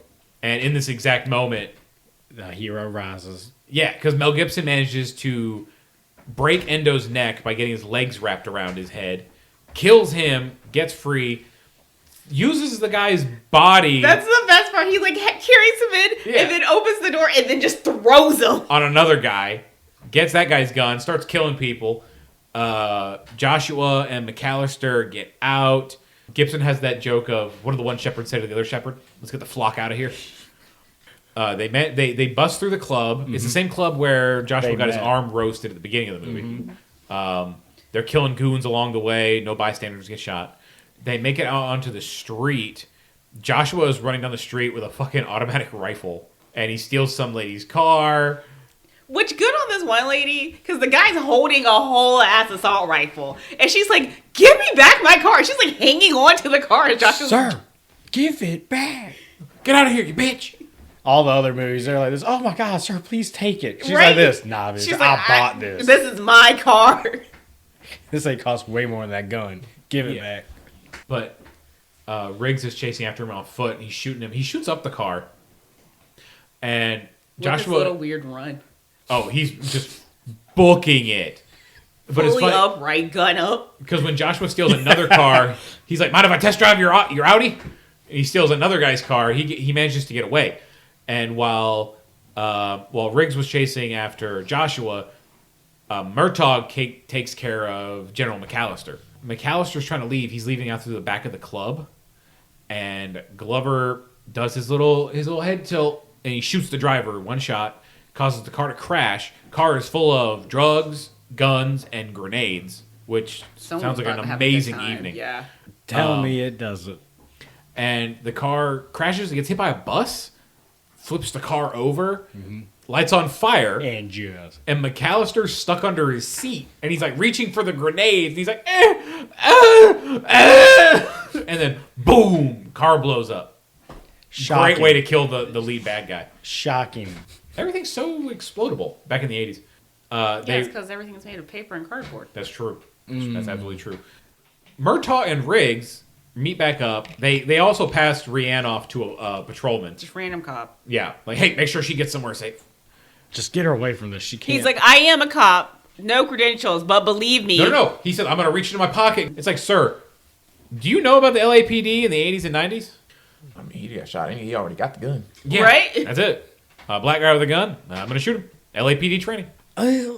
But they're like, look, this guy knows where I live. We need to get back to my house. Mr. Joshua rolls up to Murtaugh's house. There's 2 patrol officers sitting out in the car up front. And he goes, can we help you, sir? He goes, oh, no, thank you. And he just proceeds to shoot both these cops. Their car just starts driving away, and it hits a fire hydrant, water spraying everywhere. And Mr. Joshua shoots his way into the house. He's looking around. They left a note on the tree that says, "Dear bad guys, cops are on their way here. Don't go anywhere. Signed, the good guys." Something like that. And he shoots up the house a little bit, and a cop car comes barreling through the window. And they had taken a nightstick and jammed it on the gas pedal. And this is where Riggs pops up behind him and he puts a gun to his head. He goes, come on here, come on. They get him out on the front lawn, and they check him for any more weapons. And this is where Riggs says to Mr. Joshua, what does he say? It's all... You want to take a shot for the belt, or you want to take a shot at the champ or something like that? You ever seen a gun in the pale moonlight? You ever dance with the Riggs in the pale moonlight? And Mr. Joshua was like, Mr. Joshua says, I'd be happy to. And they start having this mud fight on the front lawn. Which has a ton of camera cuts. By the way. Dude. The editing is horrible. That's what I said last night when we were watching it. I was like, there's too many cuts in this scene. And it's so fat, like just... Yeah. They're like 1 second shots, and they cut. I'm just assuming neither one of them had any kind of real fight training at that time, and that's why they had to put so many fucking camera cuts, so you just could not see how unskilled these 2 people were. How bad the fake punches and all We that. gotta hide the stunt doubles somehow. Yeah. So all we're gonna do is use cuts of them just like throwing fists, but not really making contact until they're wrestling on the ground. Stunt doubles, they could not get Mel Gibson a good one. Oh, when the jump happened? Yes! Oh my god, yeah. When he jumped off the roof with the guy, that stunt double did not look anything like Mel Gibson. It was bad. It's the 80s. It's the 80s. They're like, nobody They didn't cared. have high definition back then, baby. They could No one's gonna hide it. see. Yeah, no, they did not. High definition is your enemy in this situation. 4K did not do these movies good. No. Who is that? Oh, that's a whole different person as a Greg. stunt double. That's a woman. That's actually not even a stunt double. It's actually just a child jumping off a miniature. They didn't have the money for a real stunt. So they're wrestling on the front lawn, beating the shit out of each other. We get down and dirty here. We got Mel Gibson, abs out, no shirt on, covered in mud and water. Everybody's just ripped back in that day. With a It's the Gary, cocaine. yeah, So that's what I need to do. cocaine. Not But he's got that. Gary Busey's head between his thighs, and he's just Not what choking you him want to out. see. I loved it. You speak for yourself. No, sir. I was just You give me mud wrestling, Mel Gibson, Gary Busey any day. It's those teeth. Love it. Don't let me bite you. You'll turn into a Busey. And Danny Glover has a great line of, somebody get this shit off my lawn. And they go to scoop up Mr. Joshua. And he pulls a gun from one of the patrol officers. And Riggs and Murtaugh simultaneously shoot him in the chest. Drop him. Oh, so good. So great. I hate to say it that way. It's just so good. Oh, it's great. It's a great way to kill the bad guy. Yeah, the heavy. Because there's some movies where you have a heavy that has a very lackluster death. They need a climactic death. Yeah, the main villain and their number one, the heavy, they need to have good deaths in your movie. I think McAllister, his death with the car crash and the grenades on fire was pretty good. Oh yeah, but Busey's death was even better. Because they were like, no, we're going to let you live. That's fine. You're going to go to jail. And he fucked around and found out. Okay, he didn't want to go to jail? Of course He's not. like, let me die right He's now. like, I need to kill these motherfuckers. But they got him first. I think the next thing we go to is Riggs at his wife's grave. Yeah, he goes to visit his wife's grave. He's like, I'm letting you go, Lisa. It wasn't Lisa. Oh. I don't think. You know what? I think you're right, because I remember looking at that gravestone and being like, damn, she was old. But he's basically telling his wife, like, look, I love you. I'm always going to miss you, but I can't keep doing this. Can't live that life. He's like, I'm not holding that pain anymore. Like I Look had at at the that. beginning of the movie. He Danny had Glover. character growth. In a week, Danny which Glover. is A brilliant. week. That's what Danny Glover will do to you. That's He'll heal you. 100%. He also got tortured and almost killed. Well, torture will bring That- character growth. That tends to help a little bit. I mean, That's my new know, rehab I like to think facility. more of it was Danny Glover. And his family. Yeah. He got a new family. You got to eat dinner with a family. Yeah, because he goes back to Roger's house and he knocks on the door, which is now just plywood.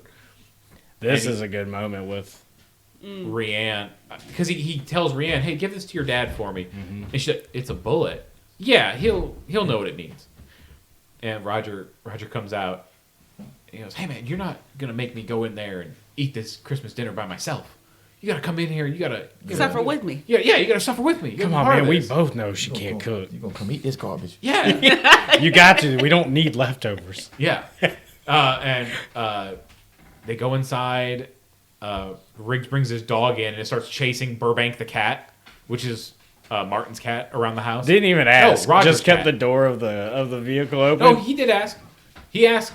He's like, "Can I bring someone else to dinner or something like that?" And then he whistles for the dog. But like he did specify, "Can I bring my dog in?" Yes, that's true. He did not specify it was a dog. That's what cracked me up. He's just like, And Old the Nancy. last thing is Danny Glover standing out in front of his house. You hear the dog chasing the cat around inside, and we roll credits. I love that line. It is. It's such a good one because it's timeless. So I'll go around the table. We're gonna save Corey for last for this one. And Jeremy, do you think you would have regretted seeing this in the theater? I don't think so. I don't think I would have regretted seeing it in theater. Maybe not as much action as I'm used to having in my movies, but it was an '80s movie, so Only action. I feel like for the time it was. Doing the most. Yeah, for the time that it was made, it was probably really good shit. And I enjoyed it enough, so I probably wouldn't have. Bond 3 sequels That it did. with a lot of the same cast returning. You got Mel Gibson, Danny Glover, the wife, all three of the actors that played his children, the therapist, the police captain. There might be one or two more I'm missing, but all those 9 people are in all 4 of these films. That's hard. And in the second one, they introduced Joe Pesci. He's in 2, 3, and 4. In 3, they introduced Renee Russo. She's in 3 and 4. Oh wow. Okay. Yeah. So, Erica, what'd you think? Would you have regretted seeing this in the theater? I regretted watching it now. Oh, so that's a yes. Yeah. As you know, as we've learned through these last 12 episodes, not a dad movie fan, and this might be peak dad movie. This is peak dad movie. Like, This is peak dad. my dad loves this movie, and let me tell you, not a fan. Is there anything you did like about it? I mean, yeah, like, there are parts I can always find things to like in a movie. Like, that scene where Riggs yeets that body into that other guy. I was chuckling. I gotta be a hard laugh out of that one. Use every part of the animal. Yeah. And honestly, Rianne, when she was doing her dumb assery of trying to escape, gave me a good chuckle. But I don't know. It's just, this is not a movie for me. I don't like cops. I don't like cop films. Yeah, this is our third cop movie, too. It's just, I can't do it. Edda said wow. the same thing. Yeah. She's just like, I don't like cop films, and I'm just like, nah, we need these superhero buddy team up movies. Is what we need. Yes. So, I definitely would not have regretted seeing this in the theater. I love this movie. I've watched it since I was a kid. I don't think 3 or 4 are good movies, but I love them just as much. I like the relationship between Glover and Gibson. I especially like how you get to see it grow in further movies. No, this is just a great movie to me. I love it. Everything about it. The music, the 80s atmosphere of it. Love it to death. So, Corey, what did you think, man? I loved it. The action, the stupidity, some of the over the topness. That's what I enjoy, getting good laughs out of action movies. But like the grittiness, like when you actually see someone break down and everything like that. And then I did not expect the development at the end, like how he kept progressing with Danny Glover and his family's help. Like I enjoyed that because it shows he can have a brighter future. He can get rid of all of that. And I can't wait to watch the rest. This is great. I'm way overdue for a rewatch of 2, 3, and 4. It's time to make your guesses. And it was 87. This was 87. How much would we have spent on a ticket in 87? I'm gonna say $2.50. $3. $3? $3. I'm going to say $4.02. $2. Erica's the closest. Damn. It would have been. $3.88 because that was my original guess, but I didn't want to be too close to Corey. You should have gone with that. $3.91. That's what it would have cost us to see this back in 1987. I really need to start remembering these numbers that we've been. No, don't remember them, because then you're going to start figuring it out. Exactly. And definitely don't look it up. Yeah. I told myself I was going to look it up for this movie. So you dare. I told myself Don't you cheat. I was. One day I might think of a game where you can't cheat. I'll tell you right now, I don't want to say that. It makes me sound like a bad person. Like, I'll always find a way to cheat. I'll always find a way to cheat. Oh, Busta Rhymes' old video, his old song "Dangerous," the music video, is a Lethal Weapon spoof.